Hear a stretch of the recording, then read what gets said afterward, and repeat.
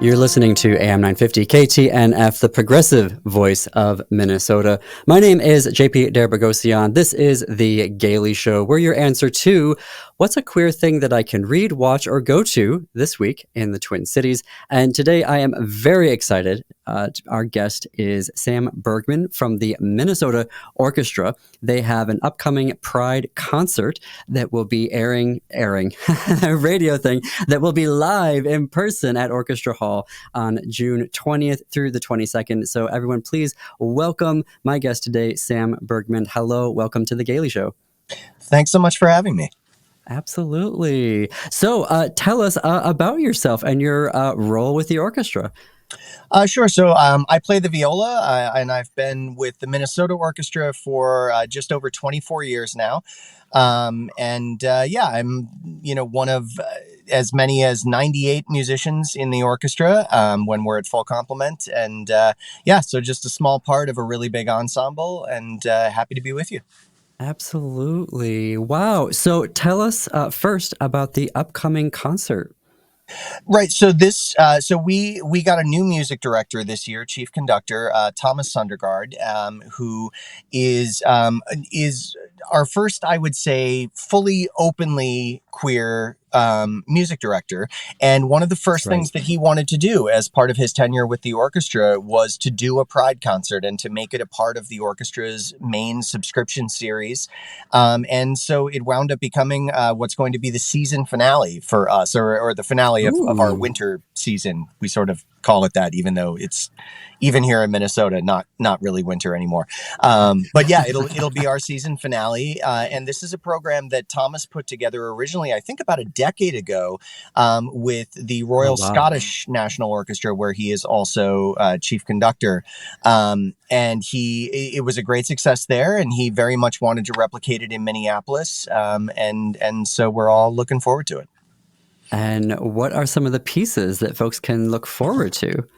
Yeah, so the big epic second half piece is Tchaikovsky's Fourth Symphony, which is, one of the staples of the orchestral repertoire, and a piece that we play all the time. And it's so familiar, and Tchaikovsky is so familiar that I think a lot of the audience doesn't think of him as an LGBTQ composer, because of course lived so long in the past, but he famously was. He was closeted his entire life, but he was gay, and a really fascinating life story. Tchaikovsky, he was not necessarily the most comfortable with his identity, which it might be to be expected living in 19th century Russia. But his Fourth Symphony is one of the most beloved pieces in the repertoire, but it is also the piece that is the most emblematic of his own conflicted identity. The time at which he wrote it was shortly after he had gotten married to a woman. And this was a woman who, by all accounts, was deeply in love with him, did not understand the situation. And he very, you might say disingenuously agreed to go along with this, and then almost immediately realized that it was not going to work. And rather than confront the situation like an adult, frankly, he just sort of fled. He sort of, ran not only away from his marriage, but ran away from Russia, wound up sort of holding up in Europe, writing self-pitying letters to his patron about the hand of fate and how it prevents man from ever being truly happy. And that's actually what the Fourth Symphony is about. It is literally his chronicle of fate hanging over his head like a sword of Damocles, preventing his happiness. Now, what was actually preventing his happiness? Some combination of societal inequity and also his own inability to sort of be honest with himself and others. But what we got out of it was this incredibly bombastic and epic symphony that also has real moments of joy in it, in addition to all the pathos and the drama. So that's going to be the second half of the program. And on the first half, we have works by two composers not as famous as Tchaikovsky, but they certainly deserve to be. Dame Ethel Smythe, who was a huge women's suffrage activist in the UK in the early 20th century. And then a Symphonia Concertante for piano and orchestra by the Polish composer Szymanowski, who is probably lesser known than a lot of other 20th century composers, but is absolutely being celebrated these days, and his music is being played more and more by orchestras all over the world. Oh, I love that. And there is a guest musician, correct? Pianist? Yes, yep, and that's for the Shimanovsky. It's interesting. It's a piece that we don't call a concerto. It's sort of a concerto, but it's also a concerto for the orchestra at the same time as the soloist. So it's a real collaborative piece. Once upon a time, I was a violinist in junior high and high school. And I remember I did a book report on Tchaikovsky. And the glare that I got from the conductor and the snickers when I announced to the entire class that, hey, he was gay. Ooh, people did not want to talk about that. Uh, but so it doesn't surprise me that a lot of folks don't know that he was gay. But absolutely one of my favorite composers back when I played, which was a really long time ago. But something I noticed when I was doing some research on you, Sam Bergman, is that you have produced, written, and hosted a number of original shows, including LGBTQ ones at the Minnesota Orchestra. Can you tell me a little bit about that? Sure. So I've hosted a lot of different things for the orchestra over the years. A lot of young people's concerts. I still host a series of concerts that the orchestra does at local high schools all around the Twin Cities and sometimes in Greater Minnesota. And then for about 13 years, I was incredibly fortunate to host an adult series with conductor Sarah Hicks. It went by several names over the years: Inside the Classics, Sam and Sarah. Basically, it was a series of shows that put a narrative to the music that sort of looked to create kind of a theatrical piece, but with the orchestra center stage the entire time. So we did over 30 original shows on that series, and one of the ones that Wow. we were most proud of was a Pride concert 5 years ago, almost exactly 5 years ago, actually. And that was, it was a little different than the program Thomas has put together. We were less focused on, the really big names from the past, like Tchaikovsky, although we did have some Tchaikovsky on that program. But we sort of ran the gamut through a lot of different composers: John Corigliano. There was some Ethel Smythe, Angela Morley, who's an amazing trans composer from the mid 20th century.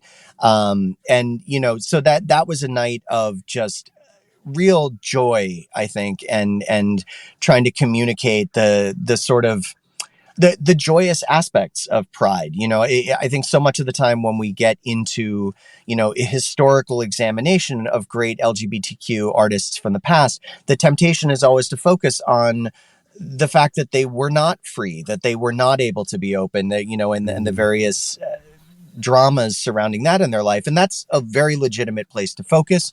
But we were also really wanted to bring out the joy that is Pride celebrations, and the fact that so many composers throughout history have been able to be open with the people around them at the very least. And many of them have been activists, have been trying to make the world actively better for people around them. We talked about Ethel Smythe, who is going to be featured on this concert that we're doing this Mhm. month that Thomas has put together. And she was, not just an activist for LGBTQ equality, but for women getting the vote in the UK. There was such a push for that. And the suffragettes at the time, they're celebrated now, but they were reviled in large parts of England. Mhm. And she was one of these activists refusing to knuckle under. She was sent to prison for her activism, and it did not dull her determination at all. In fact, the conductor, Sir Thomas Beecham, who was incredibly prominent in England at the time, was a friend of hers. And when she was jailed along with these other suffragettes, he was deeply concerned that she was not going to, survive this prison experience. And so he went to visit her, feeling that he could, maybe try to intervene with the authorities or something. And he was very concerned. And when he showed up at the jail, he found an impromptu performance going on in the exercise yard. The suffragettes were marching around the yard, belting out Ethel Smythe's March of the Women, which was an anthem of the suffragette movement. And apparently Ethel herself had not been allowed into the yard that day for whatever reason. And so she was conducting the performance with her toothbrush from the bars of her cell. No way. So in fact, she was handling it all just fine. You've left me speechless. This is an amazing story. Oh Yeah, my it's my gosh. favorite. It's my favorite. Wow. Well, that is the time that we have today. I have a couple extra questions for you. So we're going to continue this on our YouTube channel and on our everywhere you get your podcast. But for right now, go to Minnesota Orchestra's website, get tickets. Do not wait. Sam, thank you for joining us on the Gailey Show. Absolutely. Thanks. And then we'll continue on here for folks who are on YouTube and listening. Thank you for sticking along with us. Okay, Sam. How do you have all this history of the? I mean, have you studied like musical history like this, or is this something you just sort of picked up as you went along? I mean, I'm certainly no historian or musicologist, but these are the stories that you learn when you work in this industry. And one of the things that I've always really enjoyed is putting context to music. I think so often classical music gets held up as this thing that is supposed to be sort of floating above the human world, and I don't love that perspective. I think that music becomes more interesting the more you know about not just the music but the people who created it. So yeah, when I hear great stories about composers and musicians, I tend to remember them because it's what really makes the music meaningful to me. That's amazing. How did you get into playing the viola? So like a lot of violists, I started on violin. Viola is kind of a bulky, awkward instrument, and so we don't tend to give it to young children right off the bat because it tends not to fit on their shoulder. So I started off as a violinist when I was 4 years old, which is not uncommon for Oh, for wow. string instruments. And I studied Suzuki violin. I did that for a few years, Uh-huh. and I kept playing. I really liked it. And around age 10 or 11, I started going to this summer camp in Western Massachusetts, a really great little chamber music camp called Greenwood. And when I was 11, I had a counselor at that camp who I really didn't like, and he did not like me. And I think we were both right. And I basically I was annoying him to the point that he told the camp director that he thought I needed more to do with my time so that I would stop annoying him. And at summer camp, music camps, they're always looking for kids who could play viola because there are never enough at that age. And so he suggested to the camp director that they should give me an extra chamber group on viola, and they came to me and asked the only question that you ever ask a kid if you're going to maybe put them on viola, which is, do you read alto clef, which is the clef that violists read in, Oh, and yeah. pretty much nobody else. And I didn't know what that was. So I said yes. And that went very, very poorly that first week. They did put me in a viola group. I spent the whole week guessing what the notes on the page were, usually guessing wrong. Um, but I kept doing it. I really liked playing the interior lines. And so at that camp, every summer, I would come back and I would play a viola group in addition to my violin group. And over time, I just decided that this was actually more my instrument than violin. When the time came to make a choice between them, I was going off to college, to music school, and I just decided, no, viola's where it's at for me. So that was and the best part about that is that counselor who put that viola in my hand at age 11 is also a member of the Minnesota Orchestra's viola section. So we've No been working way. together now for a quarter century, and we have since forgiven each other. We get along great now.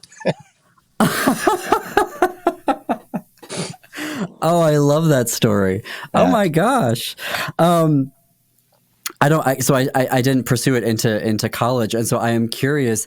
What is the field like? Because I went into theater and acting side of things, so I kind of have a sense of what that's like to be an out actor, right, and an out theater professional. But what is it like in the orchestra world? I guess since you come from an acting background, I'll just couch it in those terms. It is way less gay than the theater world, but it is much more gay than a lot of the non-performing arts world, if that makes sense. It's Okay. I would say that The Minnesota Orchestra in particular has been an incredibly supportive place for me for pretty much my whole career.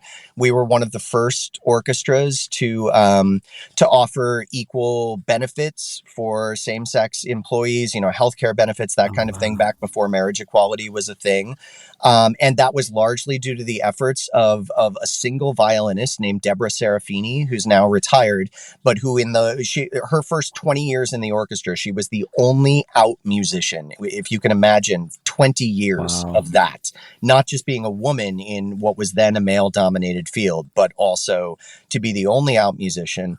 And she was brave enough to push for those equal benefits. And even though she was told she was being selfish, they said, oh, you're just, this is supposed to be, a collective bargaining situation. We're supposed to advocate for everyone. And she said, how long do you think I am going to be the only one? And she was right. Shortly after she won those benefits, other queer musicians appeared in the orchestra, and the rest of us have benefited ever since from her willingness to put herself out there and to get those rights nailed down. And that story was told to me the first week that I was in the orchestra by another queer member. And, I've never forgotten that, and certainly will never forget what Deb did for all of us who came after her. I did not know that history, and it makes the Minnesota Orchestra all the more special to me now. Thank you for telling us that. And thank you, Sam, for being here on the show. You have so much amazing knowledge. I want you to come back, please. But how can folks connect with you? Can they follow you on social media? Do you have a website? I am on for social media. I'm on Blue Sky. So if anybody else is there, I used to be on Twitter, but things happened. Yeah. But No. yeah, on Blue Sky, you can find me at Viola North. So just my instrument and the direction.